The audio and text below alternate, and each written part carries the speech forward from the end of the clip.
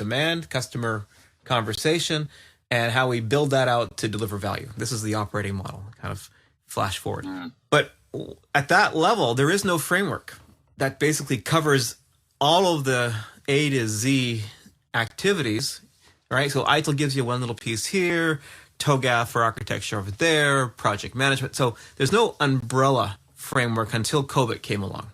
So if you're going to talk operating model, so this is above management frameworks like ITIL, you need a framework that basically says, what are all the moving parts of this overall operating model construct? I like to think of COBIT in a simple way.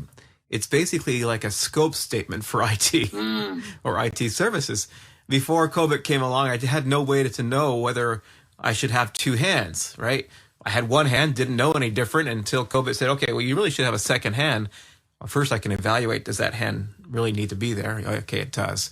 So it gave me the basis of realizing I might be missing something here, and COBIT is a scope statement in that context.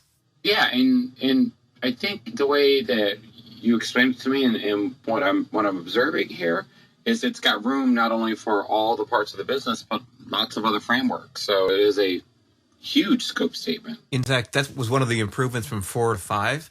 So in 4, they got us all together, right? These SMEs from various groups, and we kind of helped to align it. But there was acknowledgement of the other frameworks, and it was a general wave in that direction. For this area, go see ITIL, generally speaking, or PMI or Prince2, right? With COBIT 5, it gets much more prescriptive. It says, for this specific process, go check out these specific frameworks for these specific process areas. Literally, it maps it right down to the best practice level.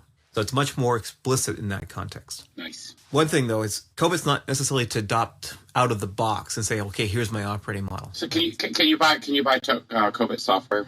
I'm just kidding. Well, probably you can. So where would someone get started when I mean, some people have never heard of COBIT. Some people might be on a COBIT journey. Some people might not even look at it as a version number. They're just borrowing parts of it. Where's a good place to start a conversation on something like this when we've got such a small amount of time? First of all, they can go to YouTube. There's lots of information there. One of the guys I respect involved in ISACA and COBIT is Gary Hardy. I recommend some of his things that he's got on YouTube. Of course, I'm hoping you're listening to this podcast, so that's another one. Those are good ways to quickly do a quick dive into what are the highlights.